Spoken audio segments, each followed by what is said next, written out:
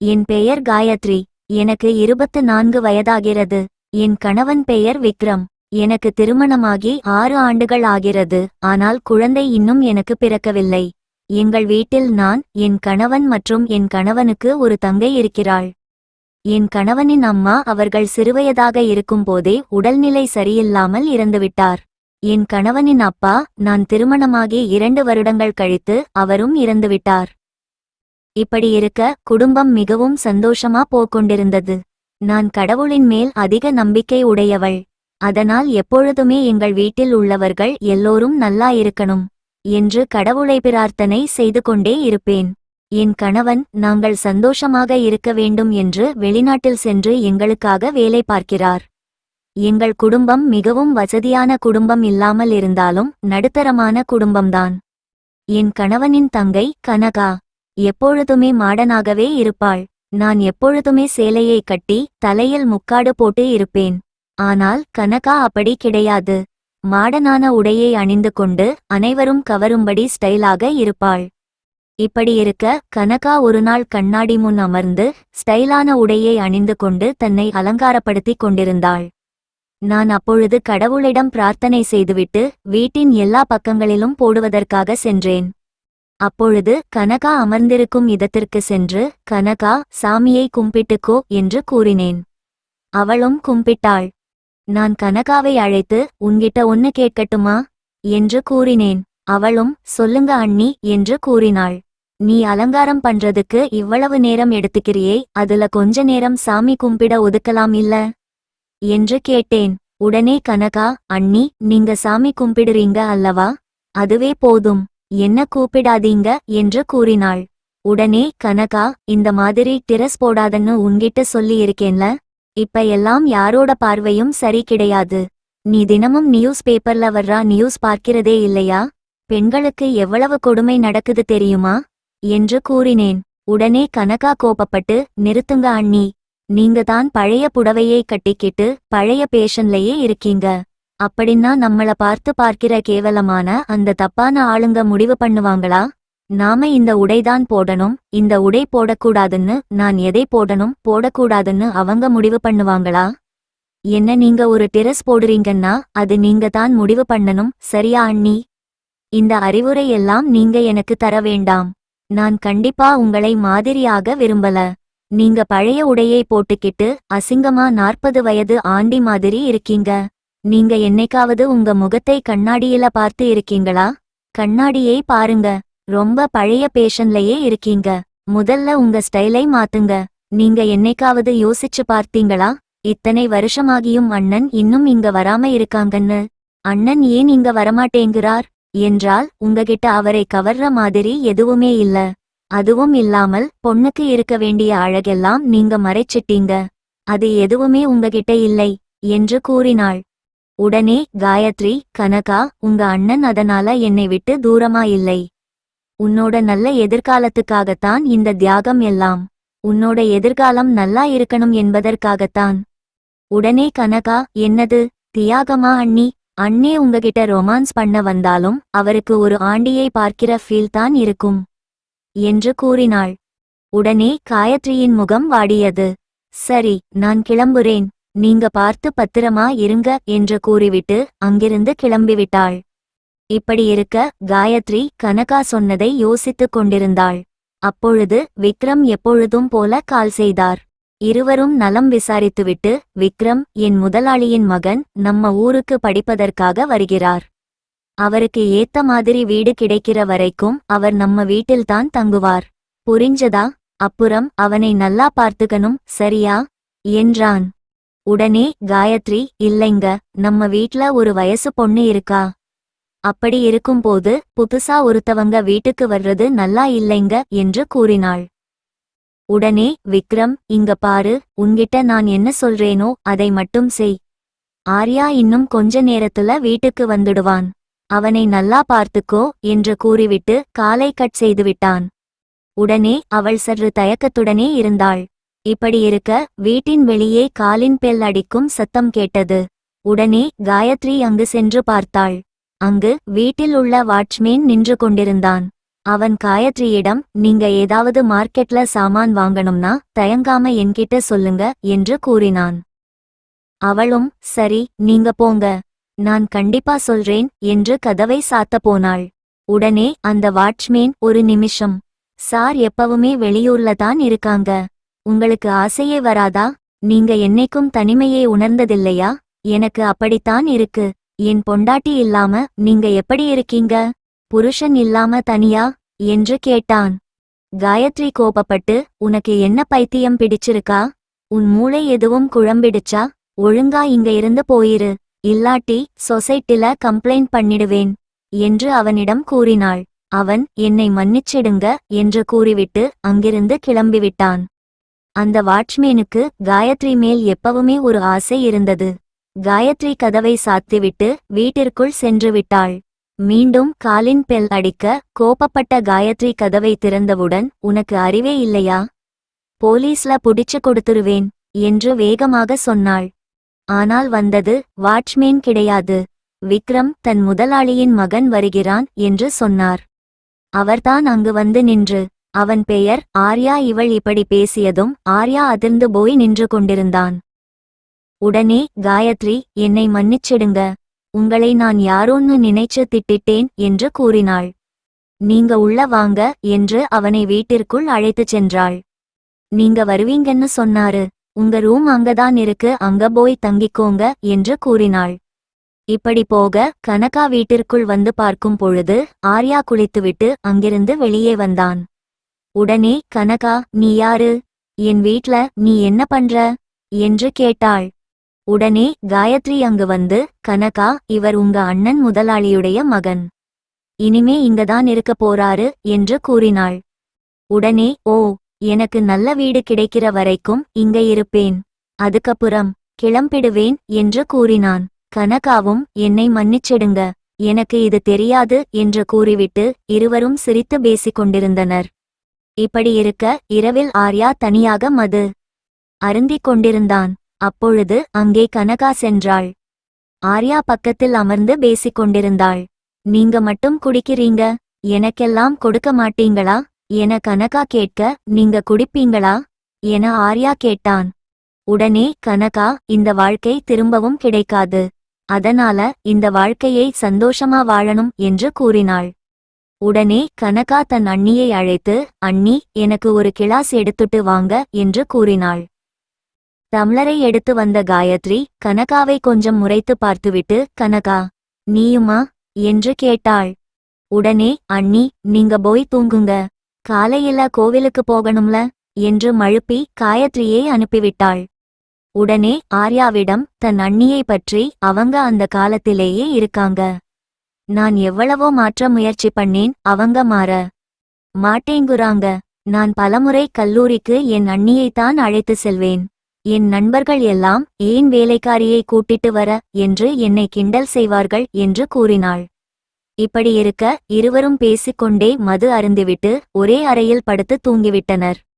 மறுநாள் காலையில் ஆர்யா சீக்கிரம் எழுந்துவிட்டான். காயத்ரி ஹாலில் தன்னுடைய துணிகளை மடித்துக்க கொண்டிருந்தாள். அப்பொழுது அங்கு வந்த ஆர்யா காயத்ரியை சற்று மாற்றத்துடன் பார்த்தான். உடனே காயத்ரி ஆர்யாவை பார்த்துவிட்டு, இருங்க, உங்களுக்கு டீ போட்டு எடுத்து வரேன் என்று கிளம்பிவிட்டாள்.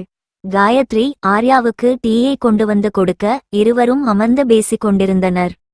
உடனே ஆர்யா காயத்ரியிடம், நான் உங்ககிட்ட ஒன்னு சொல்லணும், நீங்க ரொம்ப அழகா இருக்கீங்க என்று கூறினான்.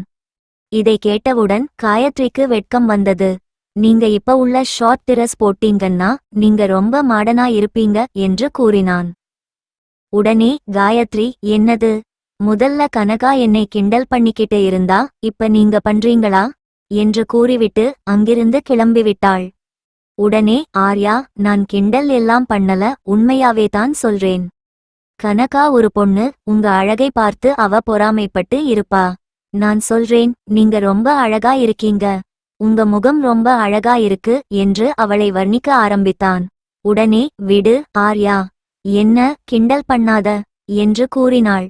உடனே, அப்படியெல்லாம் இல்லை, நீங்க மாடர்ன் டிரஸ் போட்டா ரொம்ப அழகா இருப்பீங்க, அண்ணன் உங்களை விட்டு எப்படி விலகி இருக்காருன்னு தெரியல, ஒருவேளை அவர் இடத்துல நான் இருந்திருந்தேன்னா உங்களை நான் என்னைக்கும் தனியா விட்டு இருக்க மாட்டேன் என்று கூறினான். இதை கேட்டவுடன் அவளுக்கு வெட்கம் வந்தது. அவளை இப்படி வர்ணித்தவுடன் தன்னை இப்படி முதன்முதலில் கூறியது ஆர்யா தான் என்று அவன் மேல் காயத்ரிக்கு ஒரு ஈர்ப்பு வந்தது. இப்படி இருக்க ஆர்யா துணிக்கடைக்கு சென்று 2 துணிகளை வாங்கி வந்தான். வீட்டிற்கு வந்தவுடன் அங்கு வந்த கனகா, நீ எங்க போன ஆர்யா என்று கேட்க, உடனே இவளுக்கு தெரிந்தால் ஏதாவது பிரச்சனை ஆகிவிடும் என்று காயத்ரிக்கு வாங்கி வந்த துணிகளை, உனக்குத்தான் இந்த துணிகளை வாங்கி வந்தேன் என்று கனகாவிடம் காட்டினான். அந்த துணிகளை பார்த்த கனகா, இது ரொம்ப நல்லா இருக்கு.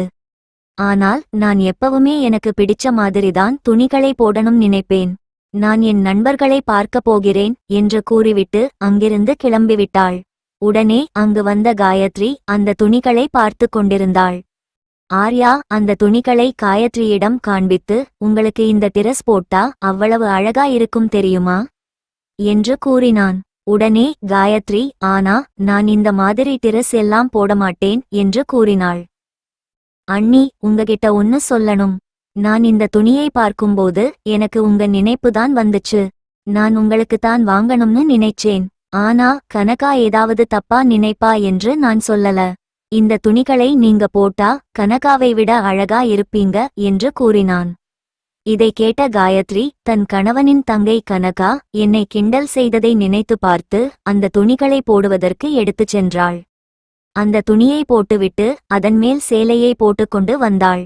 அதை பார்த்த ஆர்யா, நீங்க இப்படி காட்டன் டிரஸ் போட்டுக்கிட்டு உங்க அழகை மறைத்து வைத்தால் எப்படி என்று கேட்டு அவள் போட்டு வந்த சேலையை எடுத்துவிட்டான்.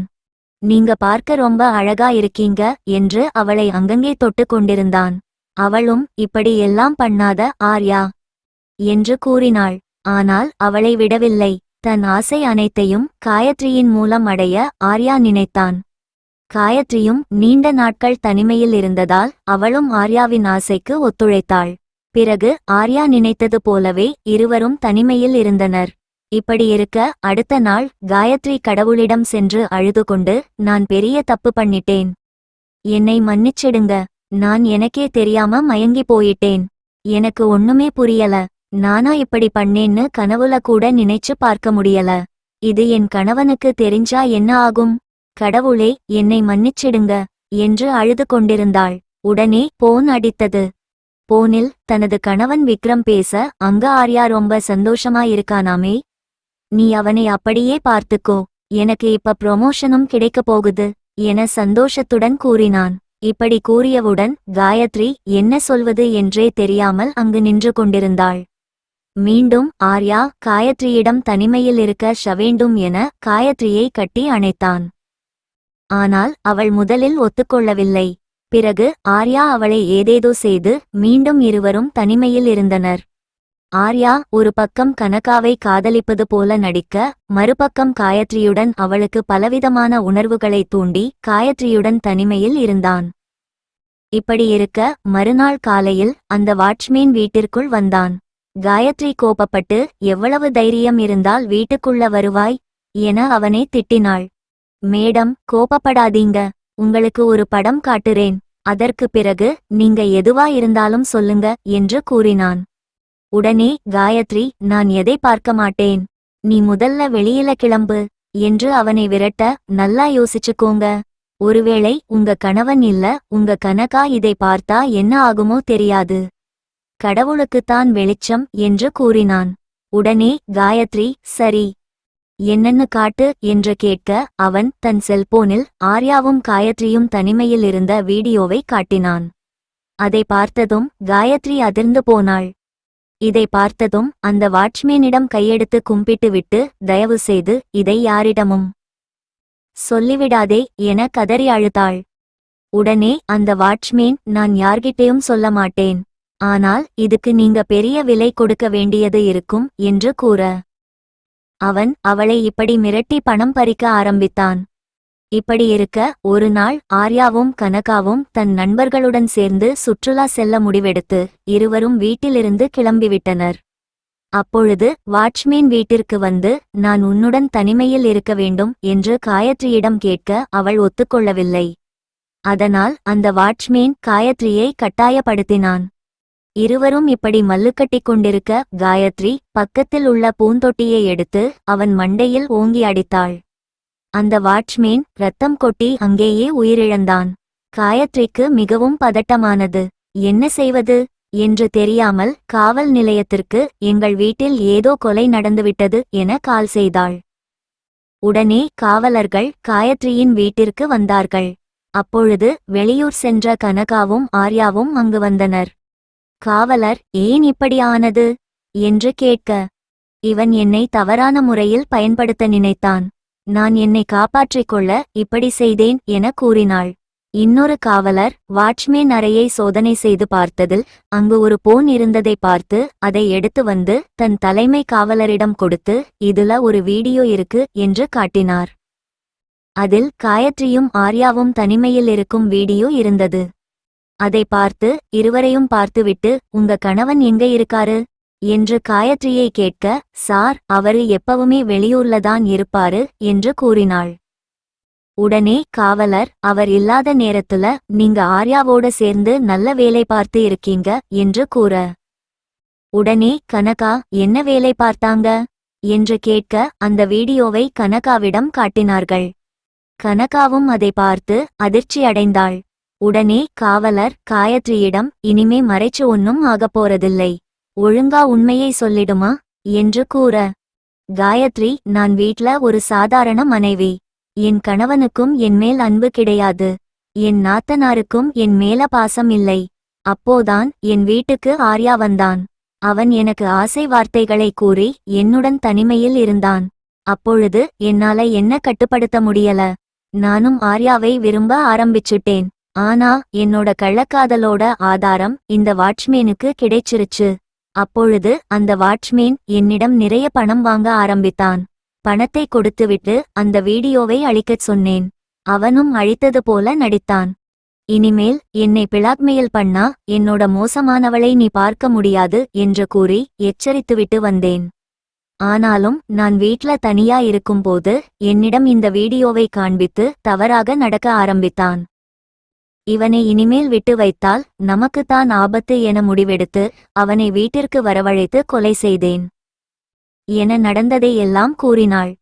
பிறகு காவலர்கள் காயத்ரியை சிறைக்கு அழைத்துச் சென்றனர். காயத்ரி ஒரு குடும்ப பெண். அவள் சாதாரண வாழ்க்கையை வாழ ஆரம்பித்தாள்.